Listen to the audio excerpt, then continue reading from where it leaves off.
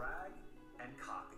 Now I can switch over to mail and paste those in and then send this off to Tim. Salut, moi c'est Issambaz et je vous dis tout ce que vous avez raté sur l'Apple WWDC. On commence par la première partie, la partie la plus grosse je trouve, c'est les modifications qui ont été apportées à l'iOS. On commence par FaceTime qui a été revu, qui a été boosté, qui a été lifté, voilà, plein de toutes petites fonctionnalités comme ça qui ont été rajoutées. Donc c'est super sympa, on commence par le widget, on va avoir plein de petits widgets si on est en FaceTime avec pas mal d'amis et du coup ces widgets vont s'animer s'il y a quelqu'un qui est en train de parler. Donc voilà, c'est esthétique, c'est beau, c'est design, on prend. Fonctionnalité sympa, c'est l'isolation sonore avec l'intelligence artificielle toujours qui est de plus en plus présente dans l'écosystème d'Apple. Il se base de plus en plus dessus. Ça va permettre en fait d'isoler le son de la personne qui est en train de parler et si jamais il y a quelqu'un qui est en train de passer l'aspirateur par exemple ou un marteau-piqueur juste à côté, ça va permettre de éliminer ce résidu et de ne garder que le son de la personne qui parle. Dans l'exemple qu'ils ont montré, ça marchait très bien. Maintenant, on va voir en pratique si ça marche aussi bien que sur leur exemple. C'est juste énorme, c'est de la magie. Voilà, c'est de la magie de pouvoir faire ça à une vitesse aussi rapide aussi, donc c'est méga cool.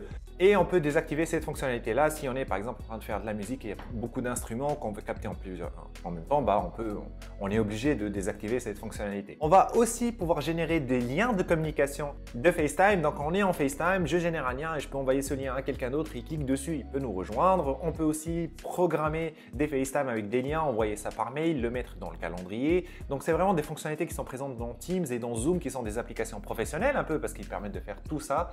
Et ben maintenant, c'était la plus grosse mouche que j'ai vue de toute ma vie, frère. Elle est encore là, c'est pas possible.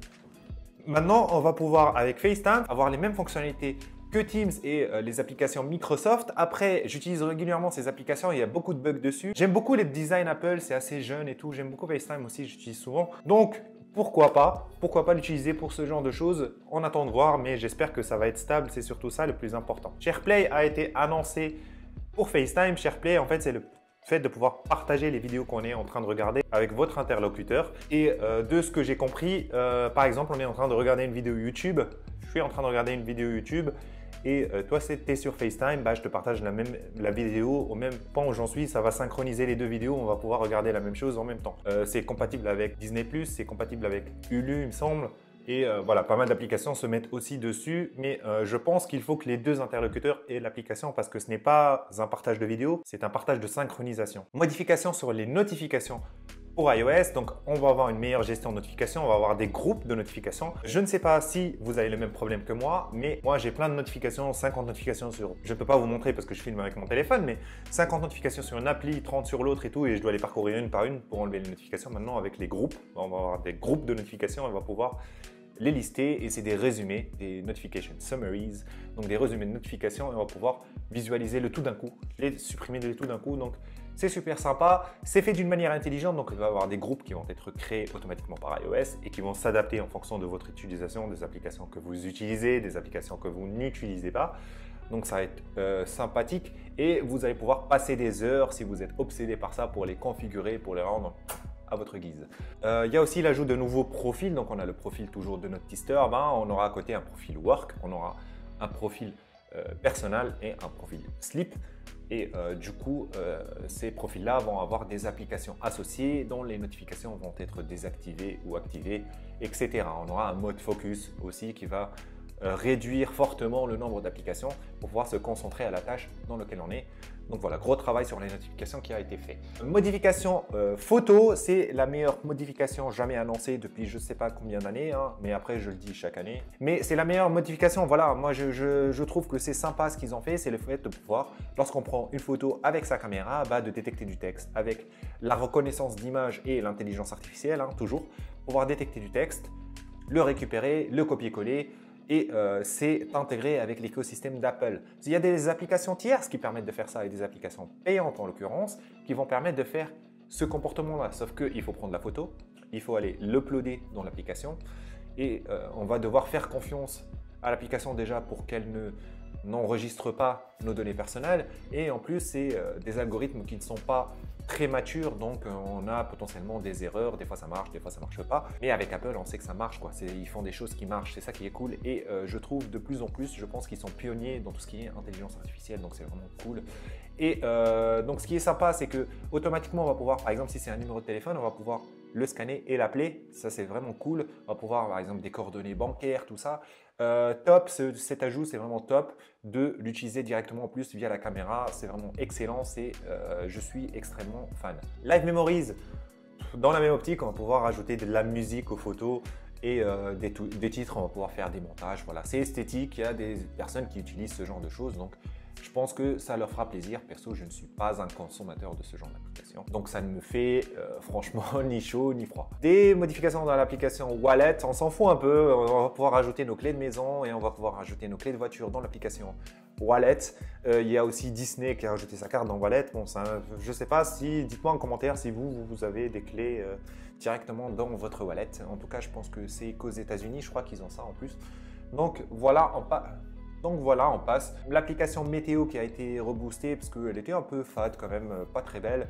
Donc elle a été reboostée, un petit coup d'esthétique, un peu de 3D. Ils ont rajouté encore plus d'informations qui ne vont intéresser que Miss Météo. Je pense que c'est des diagrammes, des graphes, des je sais pas quoi. Personne, je vous garantis que personne ne va comprendre ces flux de vent qui passent là. Je ne sais pas pourquoi ils rajoutent, mais bon, ça fait pro, je pense. En tout cas, c'est là. L'application Map a été revue et ça aussi, je suis fan. C'est pas encore disponible en France, c'est disponible. J'ai la liste là, j'ai noté la liste.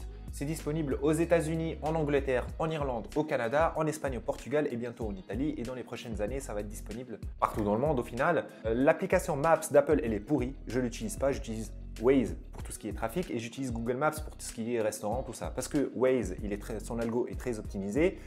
Et Google Maps parce que la communauté est énorme et Google en fait un travail énorme pour aller récupérer les données à droite à gauche. Il y avait les voitures Google qui circulaient partout pour prendre des photos. Ils ont passé des années à faire ça et Apple était vraiment derrière à ce niveau-là. Et là, ils sont en train de faire tout le travail qui a été fait, mais plus intelligemment et plus efficacement avec les matériaux qui sont disponibles maintenant et avec la nouvelle technologie aussi, donc c'est plus rapide. Mais en mode de réalité virtuelle et en 3D, donc on va avoir des algorithmes poussés de calcul d'itinéraire en 3D. Donc c'est sympa s'il y a 5 sorties. Quand on a visu en 3D, on ne peut pas se louper en fait.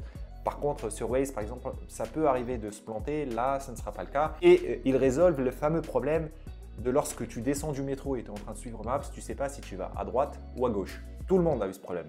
Là, on va pouvoir scanner l'environnement autour et c'est la caméra qui va nous dire s'il faut aller à droite ou à gauche. Donc c'est super sympa. Je finis pour la partie iOS avec des améliorations qui ont été faites sur le support de l'AirPod Pro où on va pouvoir réduire le taux d'isolation sonore pour pouvoir mieux entendre les gens et on va avoir un système intelligent qui va reconnaître s'il y a des gens qui sont en train de nous parler pour réduire aussi l'isolation. Donc c'est vraiment sympathique. iOS 15, iOS 15 est disponible actuellement en version bêta fermée. Je n'ai pas réussi à le trouver, je pense que capote, il n'y en a plus, mais bientôt en version bêta ouverte et c'est compatible avec, je crois, même jusqu'à l'iPhone 6S, je crois. Dans cette vidéo, je ne vous donnerai pas trop mes ressentis, mes critiques, tout ça sur les applications. En tout cas, je ne m'attarderai pas trop là-dessus. Je prépare tout de suite après une deuxième vidéo avec un peu de recul où je vous dirai mes déceptions, mes attentes et les bonnes choses aussi qui vont bientôt arriver. Abonne-toi si tu ne veux pas louper la prochaine vidéo parce que ma chaîne, voilà, c'est des revues de texte, c'est des vidéos où je donne mon avis sur la nouvelle technologie. Donc abonne-toi si ce genre de contenu t'intéresse. On passe à la deuxième partie, c'est l'iPadOS. Donc l'iPad, ça fait fureur en ce moment. Le nouvel iPad avec la nouvelle puce M1, c'est des performances de dingue, c'est des performances de malade mental. Le nouvel écran aussi est juste sublime. Et j'avais dit dans une vidéo que iPad avec la puce M1, sa seule restriction, c'est iPadOS parce que voilà, on peut avoir un tank, mais si jamais on met un bébé qui le conduit, et ben ça sert à rien. Pareil ici, on a la puce M1, mais on a iPadOS qui n'est pas fou, qui s'en fout en fait d'avoir toutes ces perfs. Donc je m'attends à beaucoup des annonces d'iPadOS. Donc on commence par la première annonce qui est l'ajout de nouveaux widgets. Des nouveaux widgets. Puce M1, performance, ISO avec MacBook Pro à 2000 balles et on me parle de nouveaux widgets. Moi, je m'en fous des widgets, je n'aime pas ça. Je trouve ça trop gros et quand je réduis la taille, je trouve ça trop petit. J'arrive jamais à les placer, même si c'est super simple. Je dois être con des widgets, mais moi, les widgets, voilà, ça rentre pas. Je n'aime pas ça et je m'en fous. Mais voilà, puce M1, mes premières choses annoncées, c'est des nouveaux widgets. Je ne vais pas m'attarder là-dessus. Prochaine vidéo bientôt où j'en parle. Mais vous comprenez un peu l'humeur. Accès simplifié pour les applications, donc c'est clairement de l'ergonomie, hein. C'est de l'esthétique. Ben, on aura un accès plus rapide aux applications pour pouvoir hop, les sortir d'un coup et pouvoir les lancer. Encore une fois, un truc où la performance, on en a rien à branler. Multitask, ça par contre c'est sympa, parce que je trollais tout à l'heure, mais le multitask c'est sympa, c'est un manque clair dans l'iPad et dans le MacBook. Ce que Windows permet de le faire depuis X temps, Android permet de le faire, c'est de lancer 2 applis en parallèle et de les avoir une appli à droite, une appli à gauche, une appli au milieu, 3 applis, et on va pouvoir faire du copier-coller entre les 3. Lancer une vidéo, lancer une musique, ça on ne peut pas le faire. On ne peut pas lancer une musique et lancer une vidéo en même temps par exemple. Donc on va pouvoir paralléliser tout ça et d'une façon assez fluide. J'ai trouvé que niveau expérience utilisateur c'est assez beau. On va pouvoir réduire une fenêtre, la mettre en bas, il y a une sorte de gestion de tâches en bas pour pouvoir lister les applis. Donc c'est vraiment sympa et j'espère vraiment, mais j'espère que ça va être porté sur MacBook. Et il y a des applications tierces, l'application Magnets que j'avais présentée dans mon top des applications. L'application Magnets est une application payante qui va permettre en fait de regrouper des applications un peu partout sur l'écran. Bah maintenant, si on a le support sur MacBook directement aussi, ça serait sympa. Revue de l'application Notes qui était un petit peu, voilà, c'était une sorte de Notes, c'est vraiment le bloc-notes texte de Windows. Un petit peu mieux, mais c'est un peu ça. Il a été revu pour pouvoir mentionner des gens, on va pouvoir taguer des gens dans Notes et du coup ça va synchroniser les notes avec une autre personne, la personne que vous avez tagué dedans, et on va pouvoir mettre des hashtags et classifier les notes par hashtag, ce qui va permettre en fait d'avoir une liste de hashtags. Par exemple, j'ai un hashtag qui s'appelle idées et dedans je liste toutes mes idées, toutes mes notes d'idées de vidéos YouTube. Je clique sur le hashtag et ça va me lister ces notes-là, donc c'est vraiment super sympa. Il y a une application que j'adore, que j'ai présentée aussi dans la vidéo les 5 applis que j'utilise sur MacBook, allez la voir. Et je parlais de l'application Beer. Beer, c'est parmi le top 3 des applications sur Mac et ça fait exactement ça. Maintenant, Apple permet de le faire et en plus, c'est enraciné dans l'écosystème d'Apple. La synchronisation, lorsque c'est une appli Apple, bah, ça va être mieux qu'une application tierce. Donc c'est un coup de massue je trouve à Beer, ce qui est dommage parce que voilà, c'est une application que j'aime beaucoup. Aussi l'ajout des quick notes, les notes rapides, donc c'est comme les sticky notes qu'il y a sur Windows, sauf que les sticky notes Windows c'est vraiment très moche. Là on a les sticky notes qu'on va pouvoir hop sortir, on va mettre des notes, hop réduire, on peut copier-coller des liens dessus, ça va être des liens dynamiques, on peut copier-coller des informations d'application, des liens d'application.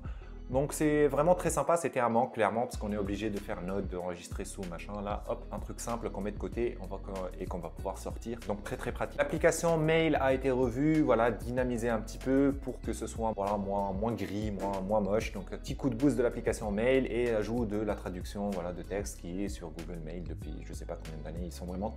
Il y a des applications qui sont top, mais il y a des applis sur Apple qui sont vraiment mais à la masse. Je sais pas, je comprends pas pourquoi. Playground a été modifié, voilà, Swift Playground. C'est cette application qui va permettre aux plus jeunes de développer tout en s'amusant. C'est un truc éducatif et même un truc semi voire professionnel. On va pouvoir développer des applis dessus, professionnel peut-être pas, mais développer des applications dessus, les voir marcher et tout. Donc c'est vraiment cool pour apprendre, voilà, pour apprendre à coder. C'est vraiment fait pour ça et c'est accessible même aux enfants à partir de 7 ans, ce qui est juste sympa parce que maintenant les jeunes s'y mettent de plus en plus tôt et donc c'est cool pour eux. Maintenant Swift Playground va bénéficier de cette puce M1, des performances de ouf qu'il y a dans l'iPad pour permettre de faire de l'autocomplétion. De l'autocomplétion. On a une puce de l'autocomplétion. J'attends la prochaine vidéo, je te jure, la prochaine vidéo. Mais c'est quand même sympa, je troll, mais c'est une fonctionnalité indispensable. Moi, je ne peux pas développer sans autocomplétion. En fait, ça permet, si on est en train d'écrire un mot technique, à partir des 3 premières lettres, par exemple, de te sortir une liste de suggestions de mots techniques qu'on va pouvoir cliquer. Et du coup, on n'est pas obligé d'écrire tout le mot technique parce qu'on peut se planter. Parce que voilà, les mots techniques, c'est chiant. C'est en anglais et c'est des trucs très spécifiques et on peut se tromper dans la syntaxe de ce mot-là. Donc, l'autocomplétion, ça nous garantit que le mot est très bien écrit. Donc, voilà, il y est. L'ajout, par contre, super sympa. Et là, c'est sans troll. Dans cette application qui était à la base à but éducatif, je le rappelle, pour apprendre au Swift, maintenant on va pouvoir déployer, builder les applications, les compiler et les déployer sur l'App Store. Donc gros, votre fils ou votre fille de 12 ans, tout en s'amusant, elle va créer une application et elle va la déployer et vous allez la trouver sur l'App Store. Et toi, demain, tu vas au travail et tu dis, voilà, c'est ma fille, mon fils qui a fait cette application, voilà, tu peux la télécharger, elle coûte 2,50 €. C'est juste dingue de pouvoir faire ça. Maintenant, les jeunes, ils sont capables de faire ça de plus en plus jeunes. Donc, c'est sympa et on va voir ce que ça va donner. Si vous voulez vous y mettre, vous voulez tester un peu le développement, bah, allez voir Swift Playground, hein, c'est vraiment cool et vous avez passé des heures et des heures dessus. sans même vous en rendre compte. Donc voilà ce qui clôture la partie macOS. On part sur la dernière partie et c'est vraiment ma partie préférée, c'est la meilleure partie, c'est macOS, tout simplement. macOS, moi je suis fan de MacBook. MacBook Pro M1, c'est le meilleur ordinateur jamais fait. MacBook Air M1, c'est le meilleur ordinateur rapport qualité-prix portable jamais fait. C'est top, c'est génial. Et ils avaient sorti, avec la puce M1, ils avaient sorti macOS Big Sur. Maintenant, ils sortent un nouvel OS qui s'appelle macOS Monterey. Et ce que va faire ce nouvel OS, c'est qu'il va supporter toutes les modifications qui vont être apportées dans iOS et dans iPadOS. Vraiment tout ce qui a été présenté dans FaceTime est supporté, Share with You est supporté, le mode de notification intelligent est aussi supporté, tout ce qui est Notes, Quick Notes, tout ça. Par contre, le petit bémol, c'est qu'ils n'ont pas précisé pour la partie Live Text qui va permettre de détecter du texte dans une image. J'espère vraiment, mais alors vraiment, qu'elle est supportée parce que ce serait vraiment con qu'elle n'y soit pas.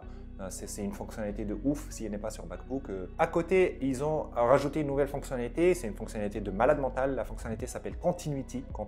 Et en fait, elle va permettre d'avoir un MacBook, un Mac et un iPad côte à côte avec le clavier et la souris du MacBook. On va pouvoir déplacer la souris du MacBook vers l'iPad. Ce n'est pas du mirroring d'écran. Ce qu'ils proposaient avant, c'était un mirroring, c'est-à-dire qu'on pouvait avoir l'iPad comme deuxième écran. Là, c'est vraiment l'iPad avec les applications qu'il y a dessus ou pas. Et à côté, la souris va venir se placer sur l'iPad. On va pouvoir travailler sur l'iPad avec le clavier et la souris du MacBook. On va pouvoir faire pareil pour passer sur le Mac. On va pouvoir copier une image qui est l'iPad et la coller sur le MacBook, sur le Mac. Même un composant d'une application, on va pouvoir le prendre et le coller dans une autre application, si c'est Final Cut par exemple. C'est juste génial. C'est génial, mais si on est dans un écosystème Apple, ce n'est compatible qu'avec AirPlay en fait. C'est AirPlay qui va permettre de gérer tout ça avec le Bluetooth. Ça avait l'air fluide dans la présentation et moi je suis assez confiant. Je pense que ça va être assez fluide parce que je sais qu'avec AirPlay, que AirPlay est quand même assez puissant. Donc je suis sûr que ça va être fluide. J'avais fait une vidéo où je présentais cette souris, la meilleure souris du monde, la Logitech MX Master. Donc j'arrête pas de vous en parler décidément de cette souris. C'est la meilleure souris qui existe. Voilà, je mets le lien en dessous. Je ne suis pas du tout sponsorisé par Logitech. Je vous jure, 1000 vues. Je suis extrêmement fier. Merci à vous d'avoir ces 1000 vues. Je suis extrêmement fier.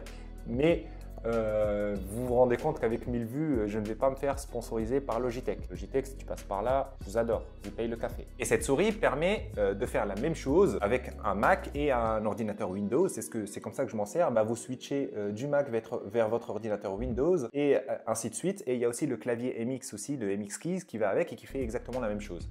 Donc c'est cool, ça permet d'avoir un équipement compatible avec un peu tout.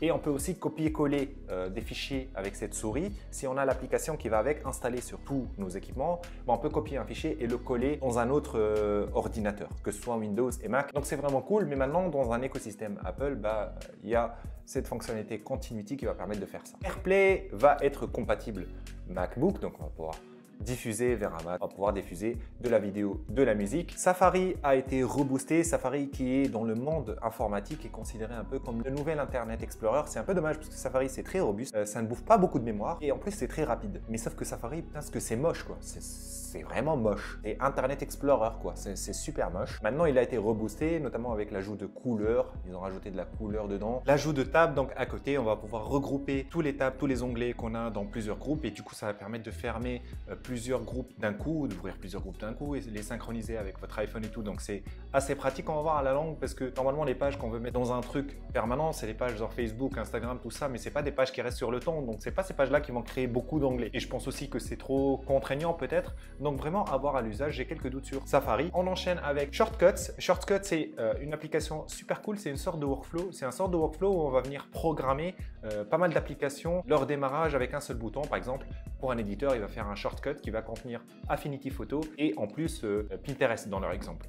Moi, par exemple, je peux faire un shortcut qui s'appelle Bonjour. Lorsque je clique sur Bonjour, ça ouvre Teams, ça ouvre mes mails, ça ouvre mon proxy pour me connecter au réseau du travail et ça lance ma cafetière intelligente qui expose une API HTTP et du coup, mon café sera déjà prêt. Voilà, je déconne, je n'ai pas du tout une cafetière intelligente, j'ai une cafetière Senseo à 500 balles. Et non, je ne suis pas sponsorisé par Senseo non plus. Senseo, si vous passez par là, voilà, café. Alors voilà pour les 3 grosses parties. Mention spéciale pour l'Apple Watch qui a été un peu revu, voilà, avec du yoga, un peu de couleurs, tout ça, enfin, les trucs que fait l'Apple Watch, quoi, en gros, Fitness Plus, tout ça, c'est vraiment l'Apple Watch va continuer de faire de l'Apple Watch. L'application Labs qui a été développée, qui va permettre de faire tout l'historique médical, faire des diagnostics, remplacer un médecin, tout ça. Et à côté, on a eu Tim Cook qui jurait, qui était en mode « Wallah frère, vos données personnelles, je vous jure, il n'y a aucun problème. On ne regarde pas vos dossiers médicaux, on ne regarde pas les données patients, les photos, ils sont privés. » Il était comme ça, il était en train de jurer sur le Coran, en train de jurer sur la Torah, la Bible, tout. Il avait deux mains, une main sur chaque truc, il avait même la tête aussi et il jurait. Du coup, moi je le crois. Voilà pour cette vidéo récapitulative. Je fais tout de suite après, je fais une vidéo où je donne mon avis sur toutes les nouveautés qui ont été présentées. Donc abonnez-vous et activez les notifications pour ne pas les louper. Quant à moi, je vous dis salut, à une prochaine vidéo.